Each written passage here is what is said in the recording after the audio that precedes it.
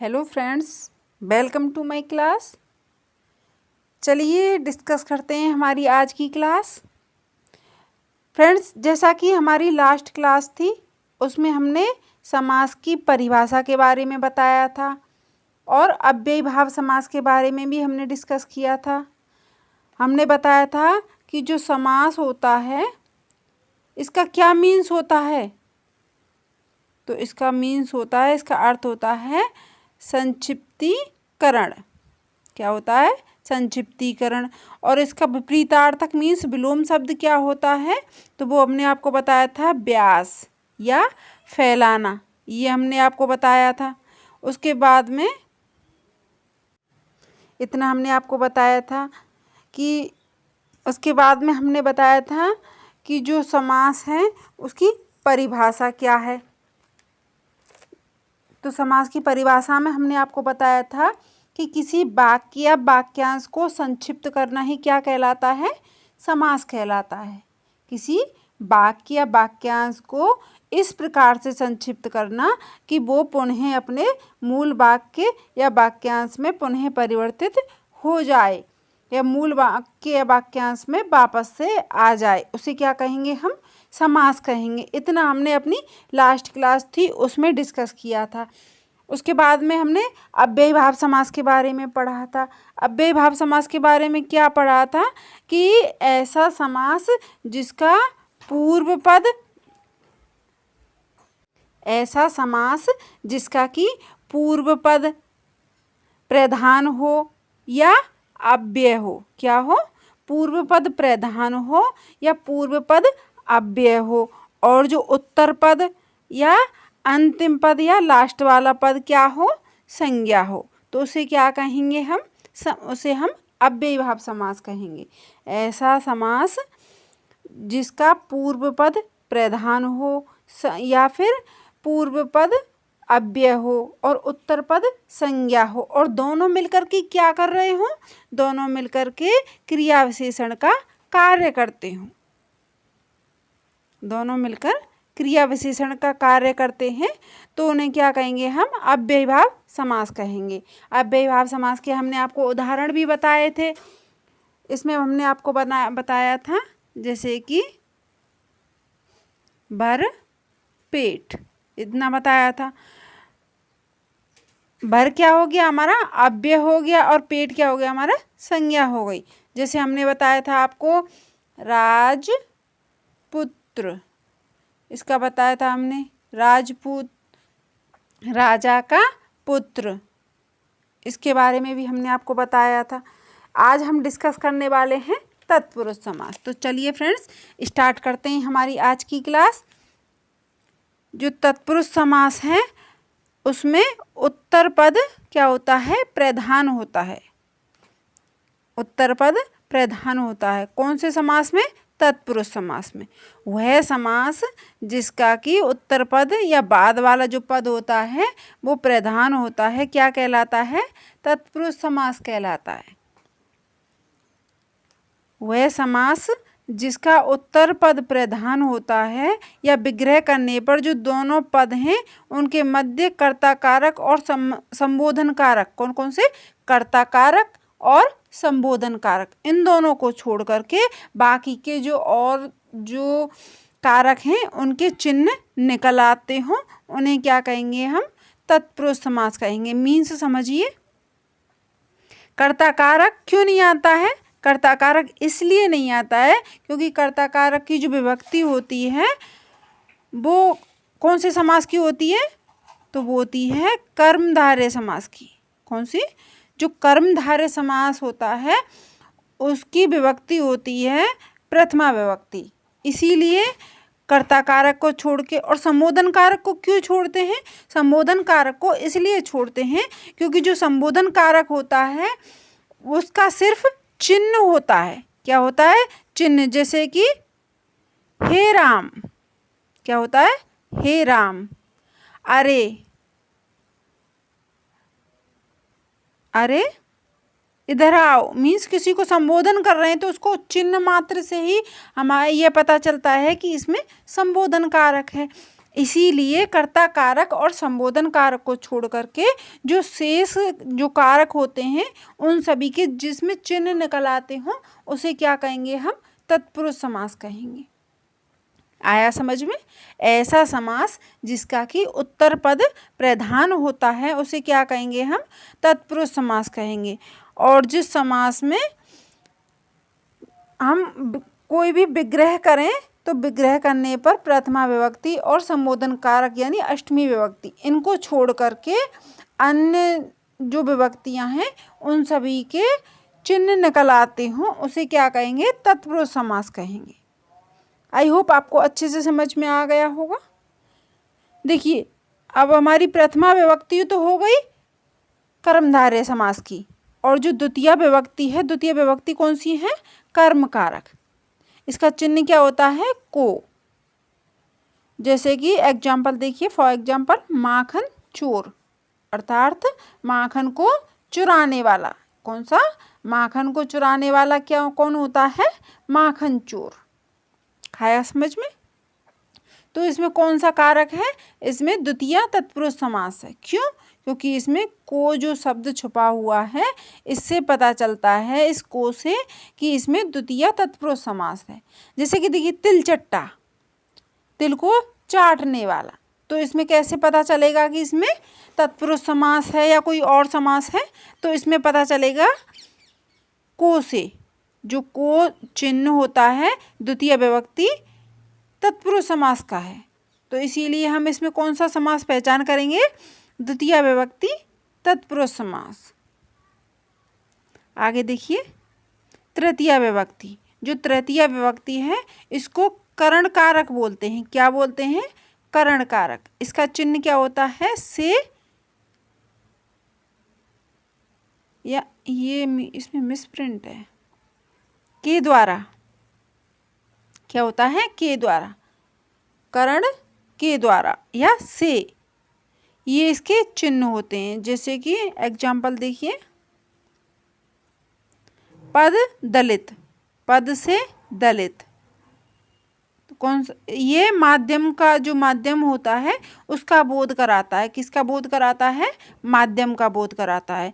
जैसे कि देखिए रस भरा, रस के द्वारा भरा हुआ, रस के द्वारा भरा हुआ क्या कहलाता है?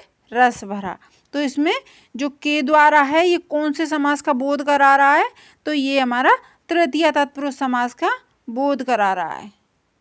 आगे देखिए चतुर्थी। जो चतुर्थी विभक्ति है इसे हम संप्रदान कारक के नाम से जानते हैं। किस नाम से? संप्रदान कारक के नाम से जानते हैं। और इसका चिन्ह क्या होता है? के लिए। जो ये को साइन है ये भी के लिए का अर्थ देता है, ये के लिए के ही लिए होता है। तो जो संप्रदान कारक है इसका क्या चिन्ह होता है? के लिए। जिसके लिए कुछ किया जाए या कुछ दिया जाए, उसमें कौन सी विभक्ति आती है? संप्रदान कारक। गौशाला, गो के लिए शाला, जो गो हैं गऊ हैं उनके लिए शाला। भोजन आलय, भोजन आलय या भोजनालय। इसको तोड़ेंगे तो कैसे हो जाएगा? भोजन प्लस आलय।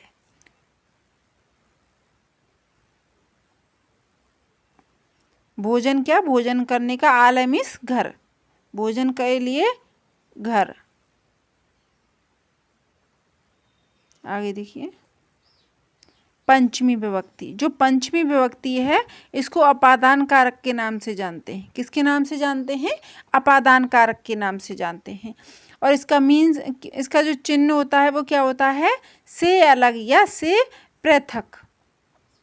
जब कोई चीज़ किसी से पृथक होती है, अलग होती है, तो उसमें कौन सा कारक होता है? उसमें अपादान कारक तत्पुरुष समास होता है। पंचमी विभक्ति पंचमी तत्पुरुष समास होता है।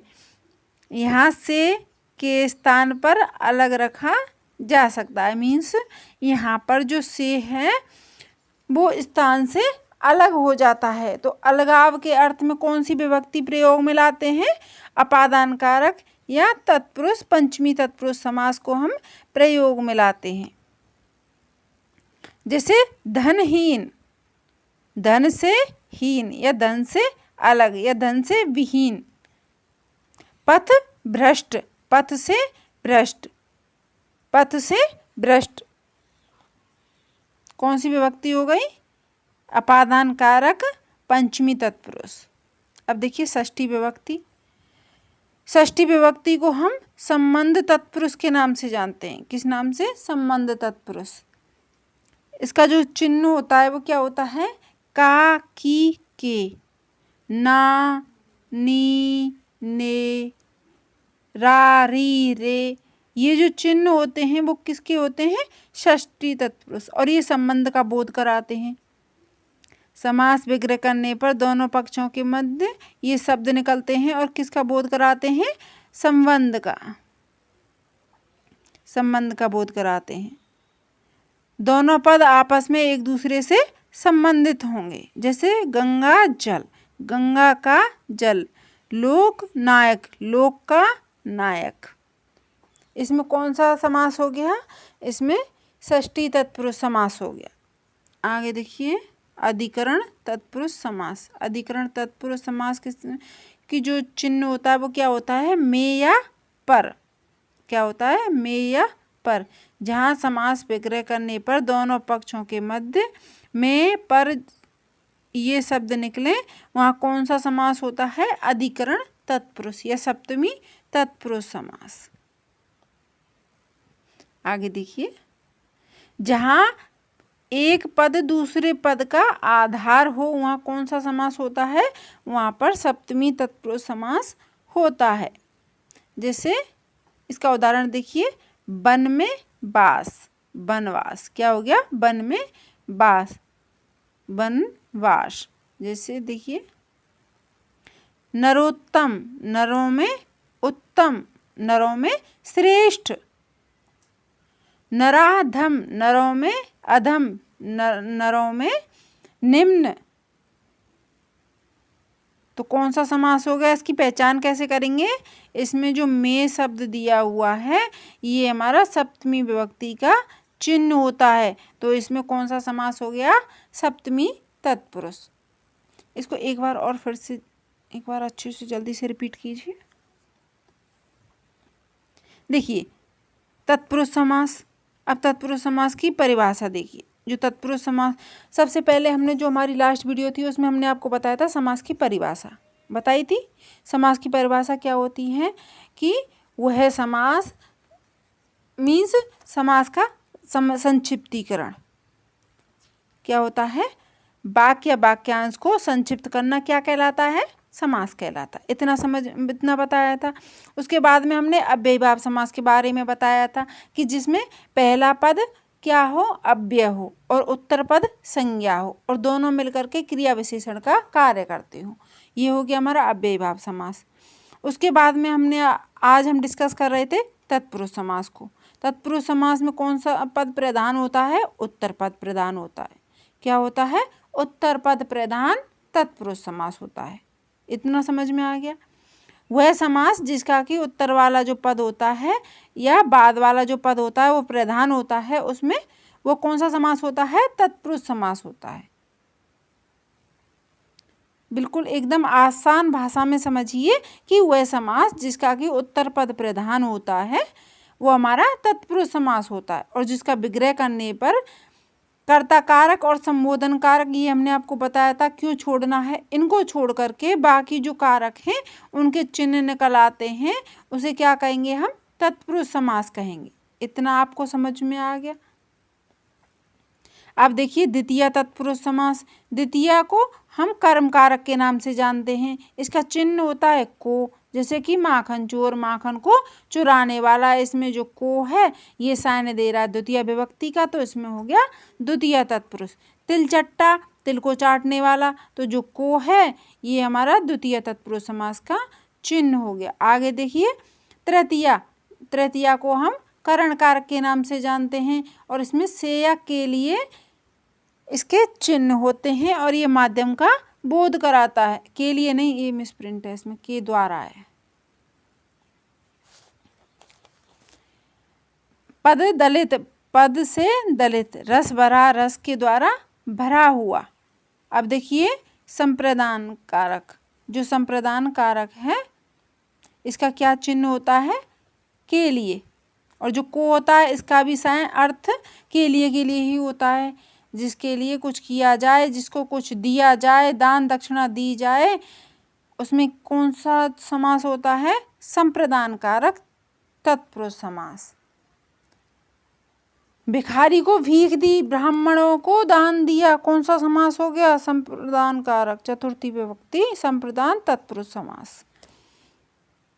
गौशाला, गो के लिए शाला, भोजनालय, भोजन के लिए, आलय या भोजन के लिए, घर या भोजन के लिए, अर्पण। पंचमी, पंचमी को हम अपादान कारक के नाम से जानते हैं। क्या, अपादान कारक। इसका चिन्ह क्या होता है, से अलग या से पृथक, इसके नाम से जानते हैं। यहाँ जो से का जो स्थान है वो अलगाव का बोध करा रहा है, किसका, अलगाव का। जैसे धनहीन, धन से विहीन, धन से हीन या धन से गरीब। पथ भ्रष्ट, पथ से भ्रष्ट, पथ से अलग। आगे देखिए षष्ठी तत्पुरुष, षष्ठी को संबंध तत्पुरुष के नाम से जानते हैं और इसका चिन्ह होता है काकी के या फिर ना, नी, ने, रा, री, रे, पापी, मतलब जो ये चिन्ह होते हैं ये किसके होते हैं, संबंध तत्पुरुष समास के। और जो संबंध तत्पुरुष समास है विग्रह करने पर दोनों पदों के मध्य ये चिन्ह निकल आते हैं और आपस में क्या होते हैं, संबंधित होते हैं। दोनों पद एक दूसरे से संबंधित होते हैं। उसमें कौन सा, एक सेकंड, सॉरी, आगे देखिए।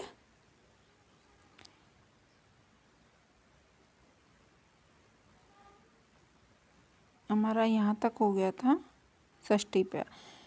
तो देखिए इसके एग्जाम्पल देखिए, गंगा जल, गंगा का जल, ये एक दूसरे से संबंधित हैं। लोक नायक, लोक का नायक, ये भी एक दूसरे से संबंधित हैं। आगे देखिए अधिकरण तत्पुरुष, इस जो सप्तमी तत्पुरुष समास है उसको हम अधिकरण तत्पुरुष के नाम से जानते हैं। इसका क्या चिन्ह होता है, तो इसका चिन्ह होता है में या पर। क्या होता है, में या पर। जहाँ समास विग्रह करने पर दोनों पदों के मध्य में या पर सब ये निकले तो उसे क्या कहेंगे हम, अधिकरण तत्पुरुष समास कहेंगे। आगे देखिए, जहाँ एक पद दूसरे पद का आधार हो वहाँ क्या है, सप्तमी तत्पुरुष समास होता है। आधारो अधिकरणे, कौन सा समास हो गया, सप्तमी तत्पुरुष। वन में बास, क्या उदाहरण है, वन में बास, तो इसमें जो में या पर ये किसका साइन होता है, सप्तमी या अधिकरण तत्पुरुष समास का। जैसे कि नरोत्तम, नरों में उत्तम, नराधम, नरों में अधम, नरों में निम्न। तो फ्रेंड्स ये था हमारा तत्पुरुष समास। आई होप आपको अच्छे से समझ में आया होगा। कल की क्लास में हम इससे रिलेटेड और जो हमारा समास रह गए हैं उनको लेकर के आएंगे। तो आज की हम क्लास यहीं पर समाप्त करते हैं। Thanks for watching this class. Thank you.